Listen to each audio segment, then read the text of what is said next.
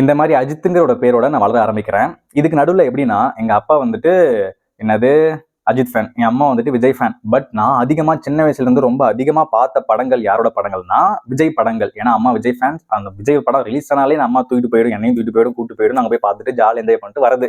So அப்பையில இருந்தே விஜயை பார்த்தே வளர்ந்ததால நான் வந்து ஒரு விஜய் ஃபேனா மாறிட்டேன். இது ஏன் இங்க பதிவு பண்றேன்னா, இப்போ வந்து நாம பிரிக்க போகிறோம். என்னன்னா, இந்த அஜித்துங்க நேம் வருது 2 சைட்ஸ் இருக்கு. ஒன்னு வந்து அஜித்துங்கிற நேம், அவ்வளவுதான். இன்னொன்னு வந்து அஜித்துங்கிற நேம் கொண்டவன் ஒரு விஜய் ஃபேன்.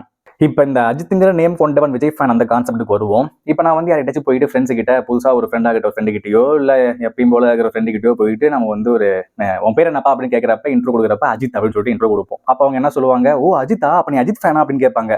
இல்லைங்க அஜித் ஃபேன் இல்லை, நான் விஜய் ஃபேன். எப்படி அஜித்னு பேர் வச்சிருக்க, அப்புறம் எப்படி நீ விஜய் ஃபேனா இருக்க முடியும் அப்படின்னு சொல்லிட்டு அங்கே ஒரு பிரச்சனை உண்டாகும். அங்கிருந்து ஆரம்பிக்குதுங்க இந்த மாதிரி ஒரு விஷயங்கள்.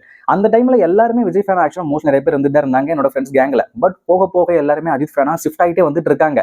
ஸோ அப்படி இருக்கிறப்ப அந்த கூட்டத்தில் நான் மட்டும் விஜய் ஃபேனா இருந்தேன். விஜய் ஃபேன், அந்த விஜய் ஃபேனோட பேர் என்னது அஜித். ஸோ இப்போ வந்து அஜித்னு பேர் வச்சா விஜய் ஃபேன் ஆகக்கூடாதா, இல்லை அஜித்னு பேர் வச்சா அஜித் ஃபேனா தான் இருக்கணுமா, இல்லை விஜய் ஃபேனா இருக்கணும்னா விஜய்னு பேர் வைக்கணுமா அப்படின்னு சொல்லிட்டு அங்கே எப்போ பார்த்தாலும் எங்கே போனாலும் ஸ்கூலில் காலேஜ் எல்லா இடத்துலையும் இந்த மாதிரி ஒரு கேள்வி வந்து எழுந்து கொண்டே இருந்தது. அது வந்து எனக்கு என்னடா இப்படி கேட்குறீங்க, ஏன்டா நான் யார் ஃபேனாக இருந்தால் உங்களுக்கு என்னடா, என் பேர் என்னவா இருந்தால் என்னடா, ஏன்டா இந்த மாதிரிலாம் கொஸ்டின் பண்ணுறீங்கன்னு. இது ஓகே, இது அக்செப்டபிள், ஓகே, எல்லாரும் யோசிக்கிற விஷயம் தான், ஒரு கலாய்க்கிறதுக்கு கேட்குறாங்க, சரி ஓகே இது. பட் இந்த பக்கம் இன்னொரு சைடு இருக்குன்னு சொன்னல, அஜித் அப்படிங்கிற நேம். இன்னொன்று நான் கொஞ்சம் கருப்பாக பிறந்துட்டேன்னா அதை வச்சு செஞ்சாங்க பாருங்க, அது மட்டும்தாங்க வாழ்க்கையில் மறக்கவே முடியாது.